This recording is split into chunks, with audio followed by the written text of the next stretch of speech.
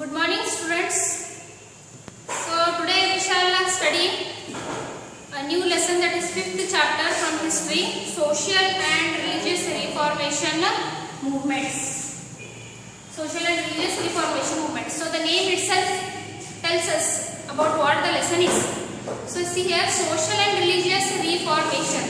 As you know, in India there are many religion, castes and all. So every religion, every caste had their own principles, had their own scripts, they had their own religious methods and all. So they would follow that only.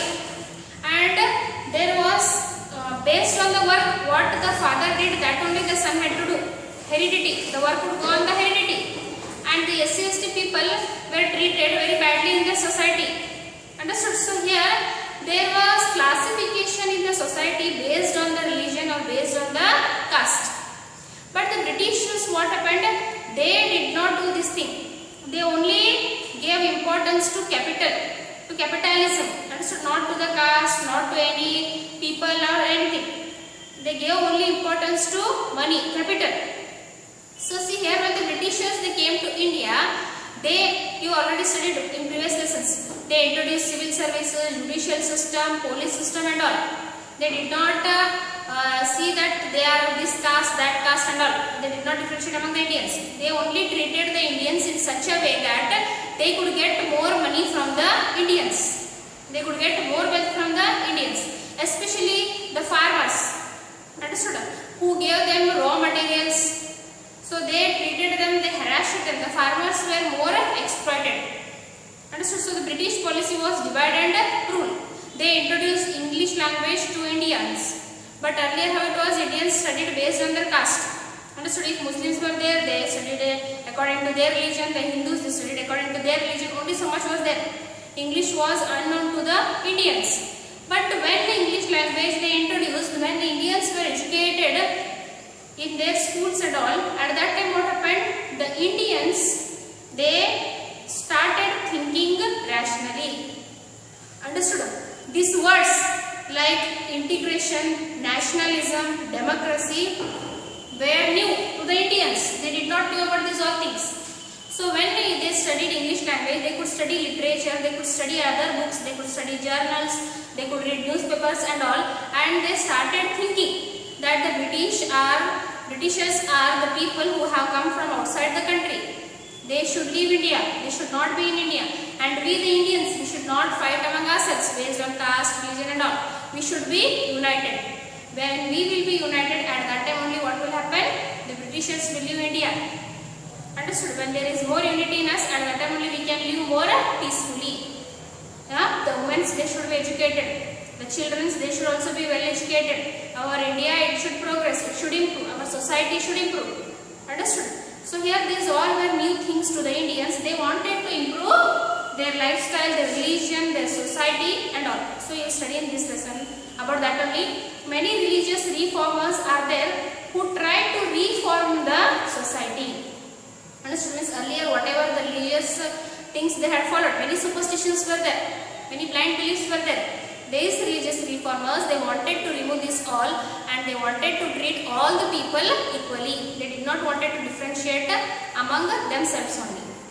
So see, let us start now. Social reformation is an attempt to reform a society that practices discrimination among its members. Reformation strives to bring back such a society into the fold human values. The basic aim of Reformation movement is to declare the value of individuals' self-respect. So here, the main intention of social reformation is what? To bring back the human values. Human values means what? Unity, morality, humble, kindness. Understood? Speaking truth. These all are human values.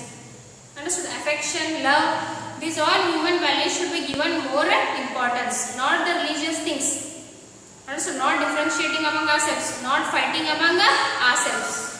So here every individual should have his own self-respect. This thing should be given more importance. When the Indians came to know about these all things, when they studied English language in India. When they studied new languages, when they studied literature, when they studied the foreign countries, what all was going on, at that time these concepts were introduced in India. The 19th century is considered as the reformation and new awakening time in the history of India. With the implementation of English education, a new class of educated Indians was created. So see here, this 19th century, understood? 19th century is considered to be as very important. Why? Because it did the word of awakening to the Indians. Understood? At that time the Indians were awakened. Awakened means when you are in a deep sleep and all, when someone shakes you, at that time when you wake up from that sleep, how you feel? Understood?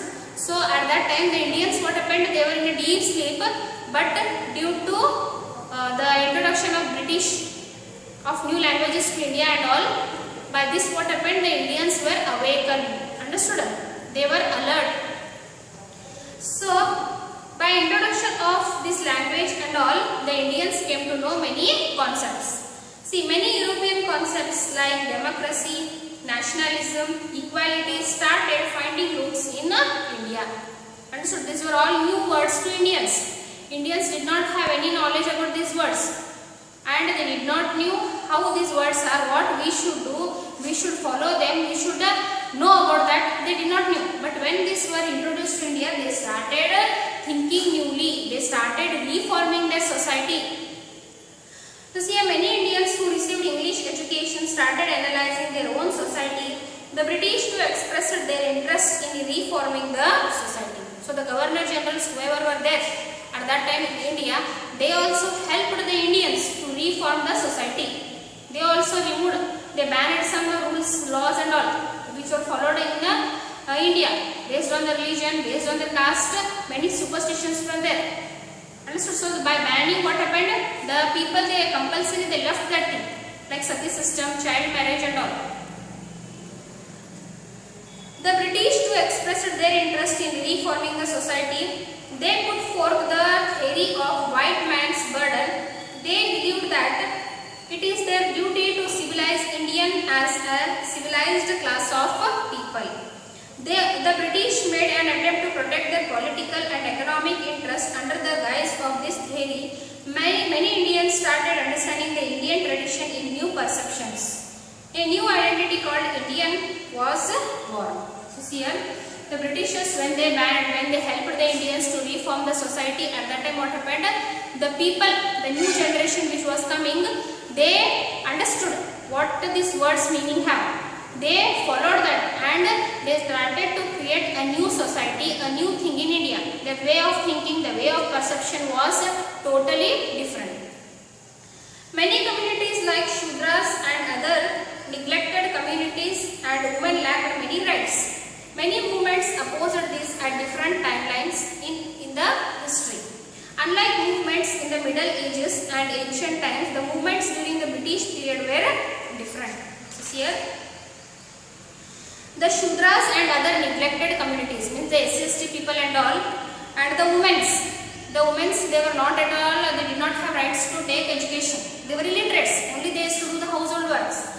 So when these all new concepts were introduced at that time, these SC/ST people, Shudras, women's, they got something new thing. Understood? Something new thing was brought to them, and they also were given independence to learn, to educate themselves. Issues like caste system, gender discrimination, sati system, widow remarriage, restriction system, denial of education to Shudras and other lower communities were addressed by these movements. Understood? So these were the main things. Understood? Which they, with bringing these things only, the reformation was done. Like what? Like say caste system. Totally caste system should be removed.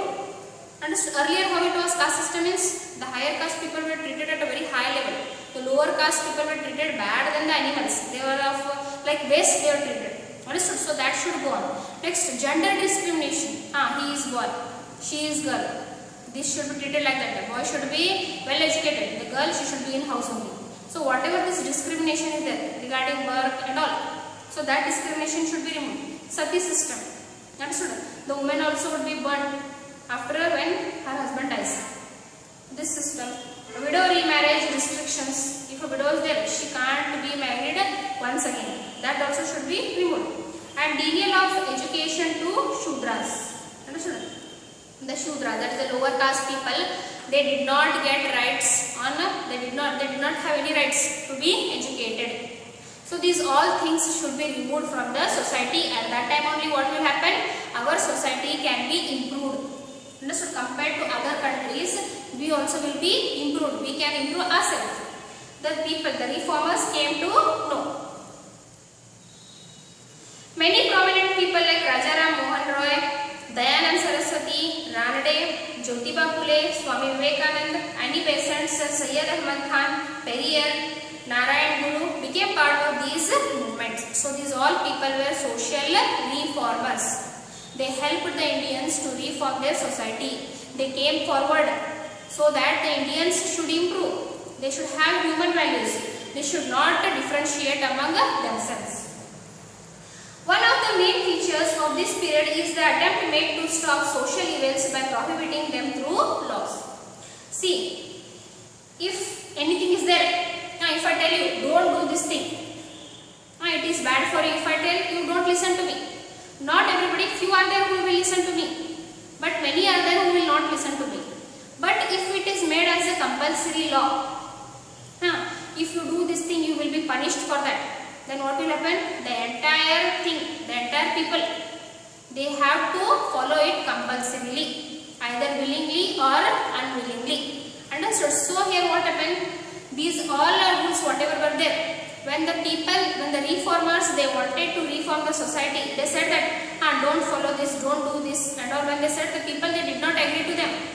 But when it was brought in the form of law, understood, means practicing of salary system should be banned. Whoever follows the system, whoever practices that system will be a criminal. He will be imprisoned. This kind of law, if it is made, then compulsorily what will happen? Each and everyone has to follow that. So the governor generals, whoever came to India, they helped the reformers to reform the society, so that these all superstitions, understood, these should be removed. In that sphere, first one is Brahmo Samaj.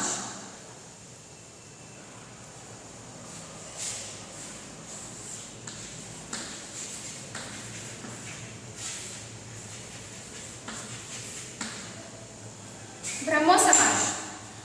See, Rajaram Mohan Roy 1772 to 1833 is the chief initiator of social reformation in India. During modern times, he had deep knowledge in Sanskrit, Persian and Arabic literature. He was well versed in Hindu philosophical critique and Quran. So here, Brahmo Samaj was a new Samaj introduced by Rajaram Mohan Roy. So from 1772 to 1833, he was a social reformer and a chief initiator. And he also had a deep knowledge about Sanskrit, Persian and Arabic language or literature. And he was a Hindu philosopher also. Critique and Quran. In Hindu philosophical critique and Quran. Critique means well knowledge. Understood? He had analyzed it fully and then he had studied it. So he had knowledge about these all things, about Hindu mythology also and about Quran also.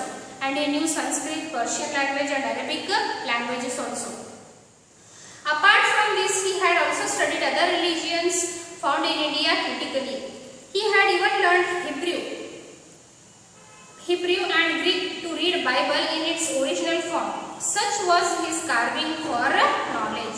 So Hebrew is a language spoken by the Jews. Understood? So also he studied Hebrew language and Greek language so that he could read Bible in its original form. Now the versions are changed. It is translated into English and other languages also. But earlier he studied Hebrew language and also Greek language. Why? He wanted to know how the entire Bible is and study that all. So this kind of carving was there for his knowledge. Not only one or two religion books he referred. He referred many religious books. What their aim is, what they tell, what it is about all. So here he started Atmiya Sabha in Calcutta along with some friends. The Sabha aimed at eradicating socio-religious maladies from the society of Bengal. So here he started Atmiya Sabha in Calcutta. In this Sabha, what was their main aim? To remove all the socio-religious maladies. Maladies means in society, in religion, whatever the superstitions, blind beliefs are there, they are like disease. Understood? Those should be removed. Understood? Those should be removed from our society. Why? Because they hamper, they cause problem to our people. So they should be removed. He started Brahmo Samaj in 1828. He wanted to purge Hinduism by removing caste system and superstitions. So here, for that purpose, he started Brahmo Samaj. First of all, he started Atmiya Sabha. The main aim of Atmiya Sabha was to remove all the maladies. And next, he started Brahmo Samaj in 1828. And according to that Brahmo Samaj, what was there? Hindu system should be made very simple. Understood? It should not have any rigidity. You should do this, that, these sacrifices, that rituals and all. It should be very simple so that it will be very easy for the people to follow.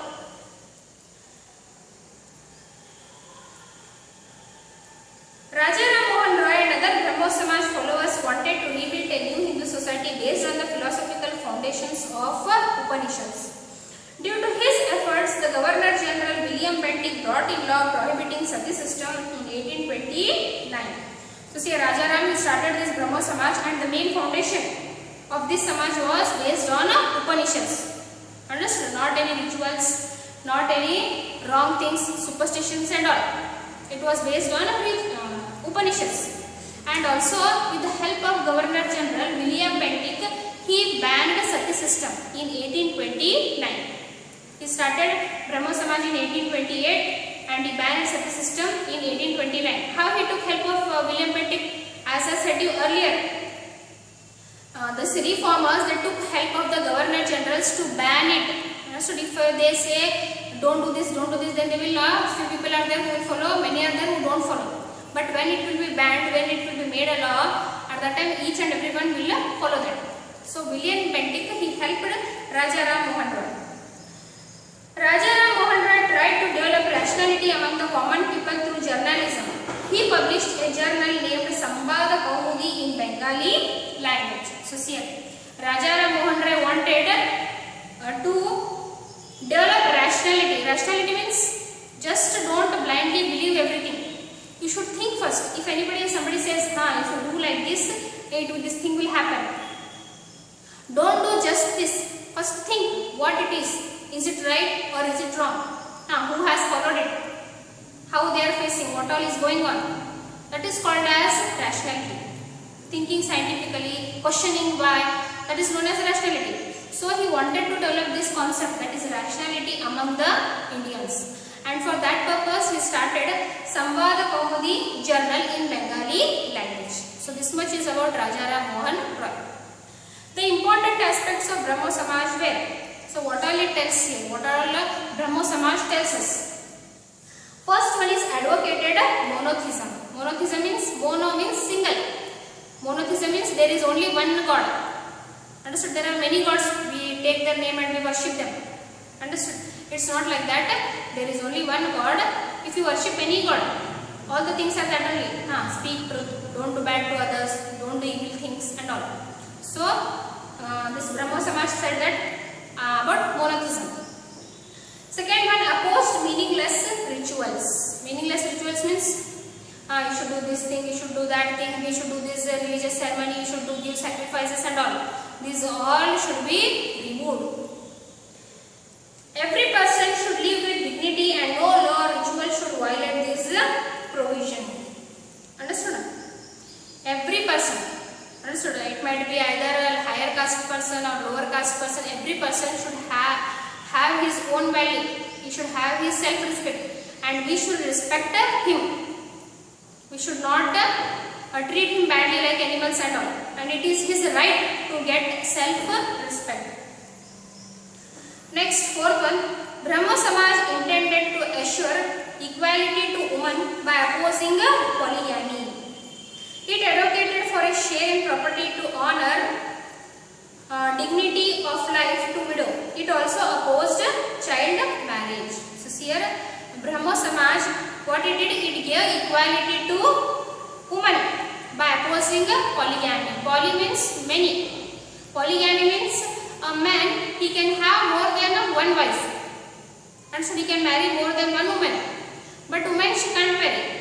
So this was thing in our society. By this what will happen? The women, they got very less respect, they got very less value. So he wanted that this polygamy should be removed from our society. He opposed polygamy, and also he said that there should be a share given to the widows, property share. Understood? If her husband dies, she won't get the property of her husband. She won't get that share, whatever her share is there in that property. So this thing also should be removed. The widow, she should get her share in the property. And also he opposed child marriage. You know child marriage, when the baby is there in the cradle, at that time only their marriages are done. Already you know, according to the rules, the girl, she should complete 18 years and the boy should complete 21 years. After that only they should get married. But if the marriage is done earlier than that, then it is considered to be as a child marriage. But in ancient days, what happened? In cradle only the marriage is to be done. So that should be banned, or it should be removed. Next, fifth one, Brahmo Samaj declared that one can take good things from anywhere. It also declared that Upanishads and Vedas also advocate these principles. He was open to receive good thoughts even from the West. He gave importance to English education. See here, Brahmo Samaj, what it did? What it said? It said that if any good thing is there, either from any religion, either from any caste, either from any other country, if any good thing is there, you can take that and accept it. Understood? You should not follow your wrong things only. You can change. Why? Because this whatever I am following, it is better than that. Understood? Something is better than what I am following. So we have to accept that and we can follow. Either it might be within our country or it might be from West, from different countries. So this much are the important aspects or features of Brahmo Samaj. Next here, apart from this, Rajaram Mohan Roy wanted the Indians to welcome the thinking process of the Europeans. In this background, he supported the establishment of many schools and Vedanta College in Calcutta. So here, Rajaram Mohan Roy suggested everyone, he encouraged everyone that they should be educated and they should know especially English language. Why English language? Because many literatures which were written in the Europe and all, they were in English language. If we know to read English, we can read the literature, and that time new concepts will come to our mind. We will understand. So here he encouraged everyone. For that purpose, what happened? He opened a Vedanta college in Calcutta. Rabindranath Tagore called Rajaram Mohan Roy as a harbinger of modern India, progenitor of Indian social reformation movement and the prophet of Indian nationalism. Here it is very important. Rajaram Mohan Roy was called as harbinger. Harbinger means indicator or initiator. Understood? Something new person will do now. It is indication of development. It is called as harbinger. Rabindranath Tagore called Rajaram Mohan Roy as a harbinger of modern India. Means the India, modern India, what will be there? How it will develop? How it will be educated? When the women will get rights? When there will be gender and discrimination will be removed? When there will be equality and all? So these are the indications. So he was called as harbinger. Progenitor of India. Understood? Social reformation movement. Progenitor of Indian social reformation movement means he was an ancestor. Ancestor with our grandfathers and all, they knew that thing, everything. Like that he was called as progenitor. Means ancestor of social reformation. And the prophet of Indian nationalism. Means this concept of nationalism, patriotism, our country, unity and all, it was introduced by Rajaram Mohan Roy only to Indians. By saying these words, Tagore has summarized the contribution of Rajaram Mohan Roy and Brahmo Samaj to Indian social reformation by calling him co-generator, harbinger and prophet of Indian nationalism. Rajaram Mohan Roy has summarized about Rabindranath Tagore has summarized about Brahmo Samaj. Understood? So this much is about Brahmo Samaj. Next is Young Bengal movement.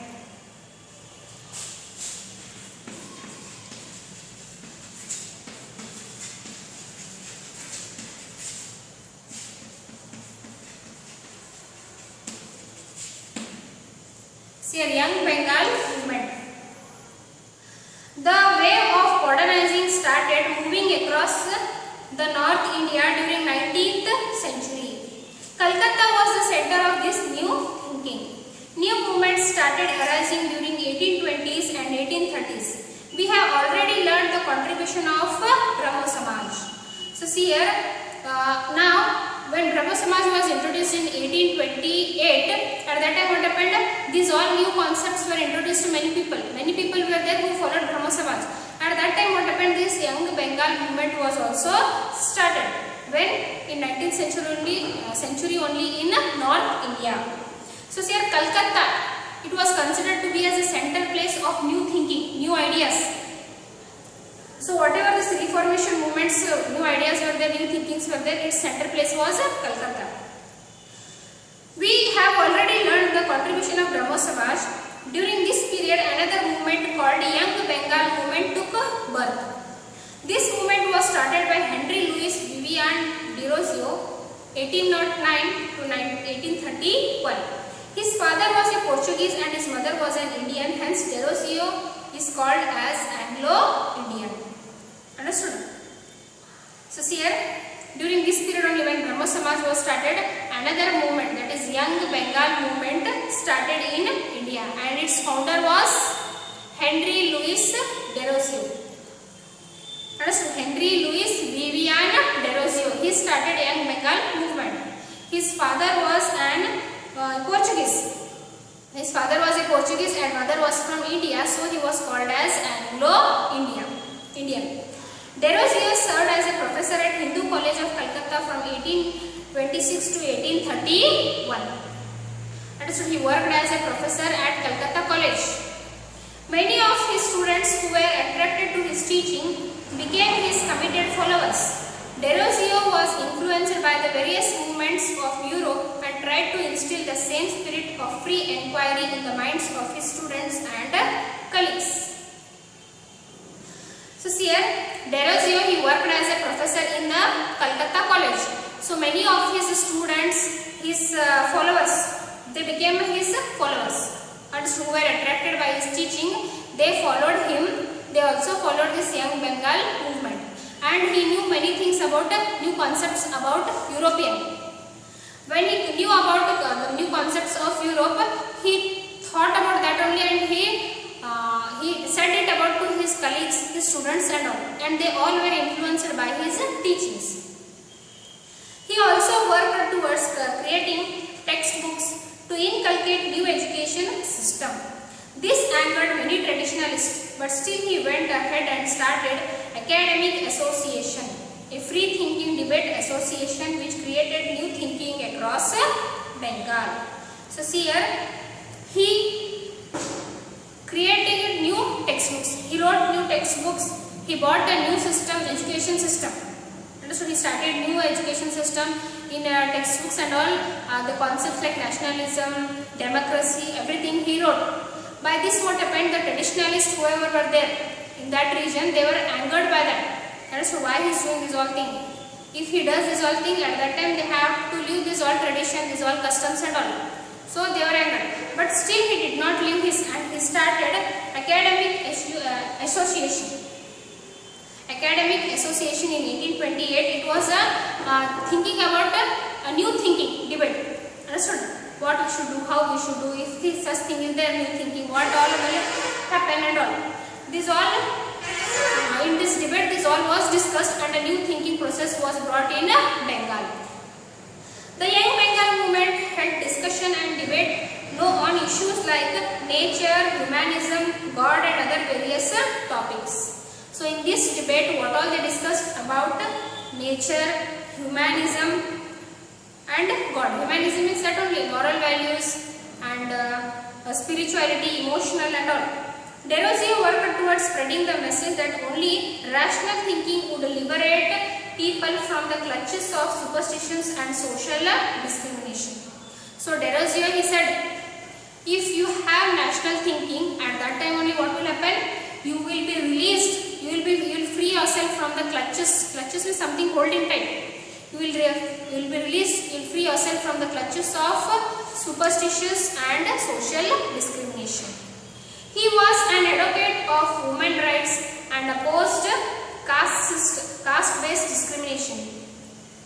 Many of his students who had come from traditional families were deeply influenced by Desrosiers' thoughts and joined their hands in spreading the movement across Bengal. So see, he also said about women rights, means the women also they should be given rights, they also should be educated, they also should be treated equally as men. And he also opposed caste system. So the students from different places who came near him, who came to him to educate themselves, they were influenced by his new ideas and they followed him. Whatever he thought, whatever the features, aspects were there of Young Bengal movement, they followed him. The influence of this movement was limited to Calcutta and a few areas of Bengal. Desrosiers had to resign from his teaching post due to the pressure from his colleagues and his opponents. So here, Desrosiers here what he did, and his movement, his whatever aspects were there, his students, his followers, it was not only in Calcutta but also throughout Bengal, it was known about the same Bengal movement. So by this what happened, the traditionalists, they started opposing him and many colleagues also were there who opposed him. So he had to resign from his post. He was a professor in Calcutta. He resigned from his post because of his opponents, means who opposed him.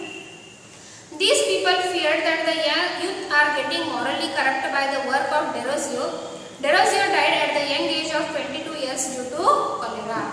Understood? He had to resign. Why? Because the people, the traditionalists thought that the young children, the young students whom he is educating, he is not only educating him but also he is mentally he is treating them in such a way that they should leave the tradition, they should leave the religion and all.